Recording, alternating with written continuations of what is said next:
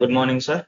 Myself, Kishore Nagendra Reddy, bearing rule number with 24BQ1804H1 from the EC department. My seminar topic is saying about the probability. First, we have to know the what is mean by probability. Probability tells us how a likely event is to happen. It means our favorable outcomes is to happen. Let us see, for example, how to find out the probability. First, we have to find out the probability of two heads when two coins are tossed. When two coins are tossed, we get the total four number of outcomes. In that, the total four number of outcomes is tail, head, head, and head. In that, our our probability is to find out the getting two heads when two coins are tossed. Out of that, there is only one head, and total number of outcomes is four. To find out the probability, the basic probability formula is total the number of favorable outcomes to the total number of outcomes in a random experiment. Here the favorable outcomes is getting a head, and the total number of outcomes is four. It is defined as it is a ratio of 1 by 4. 1 by 4 is 0.25. Here, if you observe that the probability must lies between 0 and 1.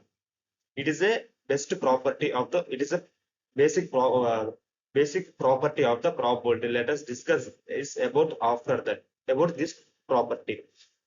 Like this, we have to find out the probability of a particular event. In simple terms, we have n number of total outcomes, and here out of them m of them our m of them make the event A to happen. It means P of A is equal to ratio of the m by n. Here n is the total number of equally likely outcomes. Here m of them event A is to happen. Next, sample space. Sample space means it is defined as set of all possible outcomes in a random experiment. For example, when we roll a die, it is in a random experiment, and we know the set of all possible outcomes in a random experiment is getting 1, 2, 3, 4, 5, and 6. These are the all the possible outcomes when we roll a die in a particular random experiment. Here we have two types of the sample space. One is discrete sample space, another one is the continuous sample space. Let us see what is meant by discrete sample space. A sample space which contains the countable number of outcomes is called discrete sample space. We have discussed about the before previous definition about the sample space. It belongs to discrete sample space. It means it has the it contains a countable number of outcomes. It means here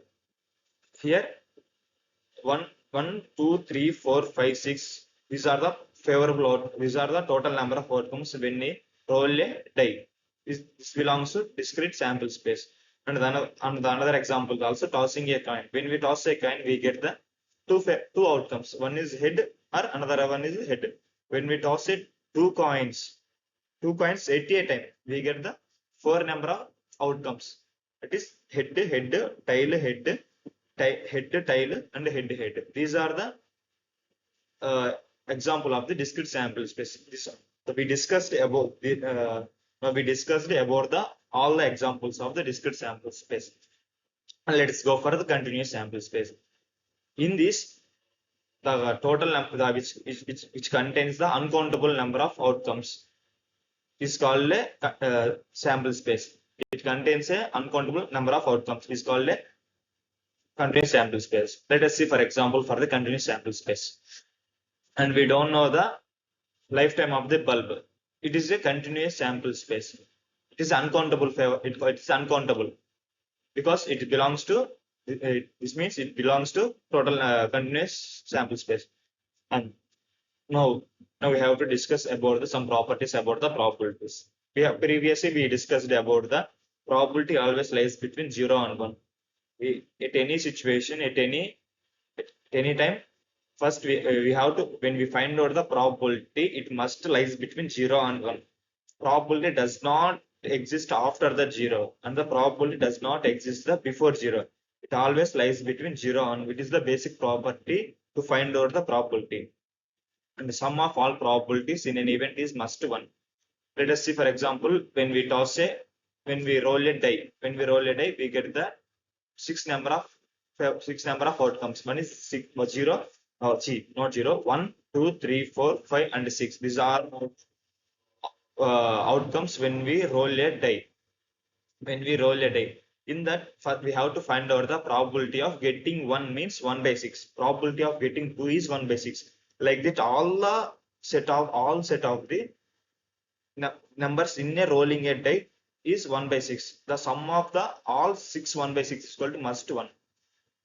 This is also one of the basic property in the probability.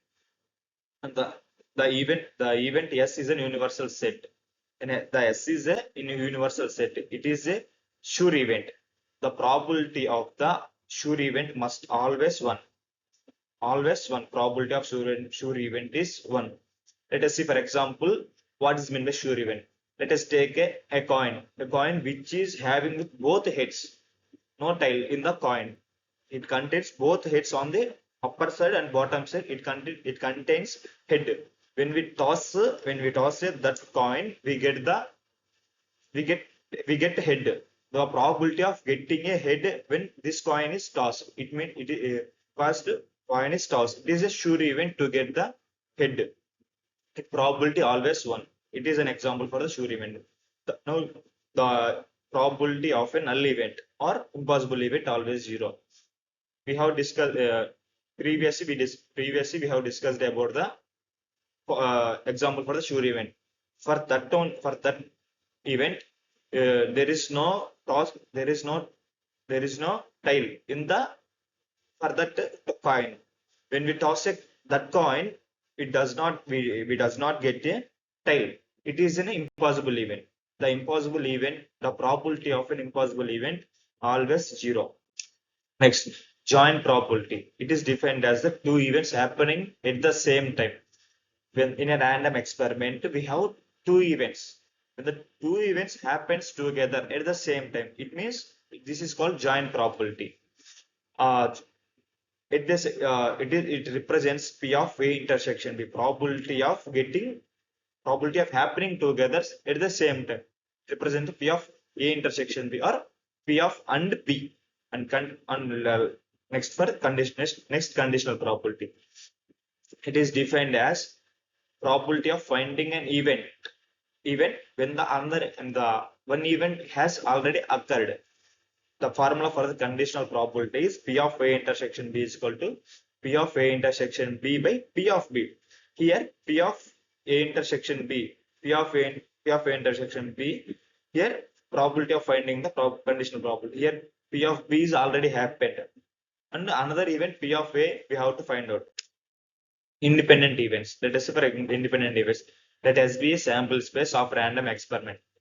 S is a sample space of a particular random experiment. We don't know what is about.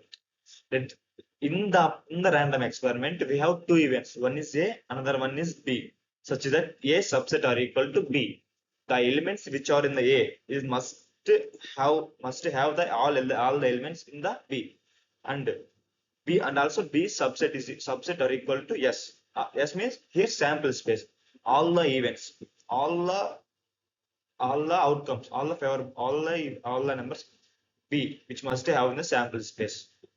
If A and B are said to be independent events, the events that occurrence of one event, A and B are how to tell the independent events. Means if A and B are said to be independent events, the probability of one event does not affect the probability of the another event. It is defined as P of A intersection B is equal to P of A into P of B. These are independent events. It does not affect the probability of another event.